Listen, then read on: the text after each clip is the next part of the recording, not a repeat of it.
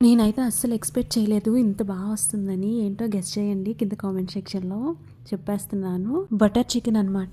నేనైతే మసాలాలన్నీ తక్కువే ఏసాను. Oil 2 table spoon and butter ఒక 2 క్యూబ్స్ ఏసాను. అంతేని అంతకు మించి ఇంకేం ఏయలేదు. చాలా వచ్చింది. ఇప్పుడైతే ఎలా చేస్తున్నానో వీడియోలో చూసేయండి. మొత్తం ప్రాసెస్ వీడియో చూస్తే తెలిసిపోద్ది.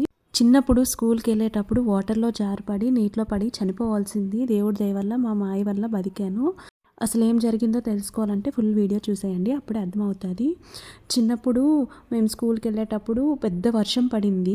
మాకైతే స్కూల్ దగ్గర ఎలా అంటే వర్షం పడేటప్పుడు ముందు పెద్ద కాలువ ఉంటదనమాట. పాల్గొండ నవోదయ మోడల్ స్కూల్ ఎంతమందికి గుర్తుందో తెలియదు కానీ నేను చిన్నప్పుడు అక్కడే చదువుకునేదాన్ని. అక్కడ ఎలా అంటే గేట్ ముందు పెద్ద కాలువ వర్షం పడితే బెంచ్‌లు వేసేవారు. ఆ బెంచ్ ఎక్కేసి వెళ్ళాలన్నమాట.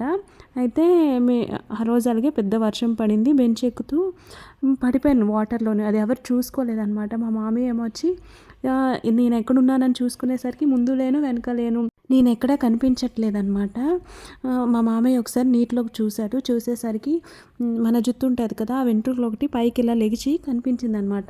ఏంటి అనుకొని చూసుకొని వచ్చేసరికి ఇలా పట్టుకొని ఇలా తీసాడంట. తీసేసరికి నేను అలా పైకొచ్చానంట. అమ్మా అనుకున్నాడంట. దేవుడి దయ వల్ల మా మాయ రూపంలో నేను ఆ రోజు అలా బతికాను. లేదంటే ఆ కాలువలో కట్టుకొని వెళ్ళిపోయేదాన్ని. మీ లైఫ్‌లోని ఇటువంటి సిట్యుయేషన్స్ ఎప్పుడైనా ఫేస్ చేశారా? లేకపోతే మీ ఫ్రెండ్స్ లైఫ్‌లో గానీ ఇలాంటి సిట్యుయేషన్స్ ఎప్పుడైనా చూసారా? కింద కామెంట్ సెక్షన్‌లో కామెంట్ చేసేయండి. ఇప్పుడైతే ఆ స్కూల్ లేదు. ఆ స్కూల్‌లో ఎంతమంది చదువుకున్నారో కింద కామెంట్ సెక్షన్‌లో కామెంట్ చేసేయండి. నేనైతే ఆయిల్ కూడా మరి యూజ్ చేయట్లేదు. చూస్తున్నారు కదా!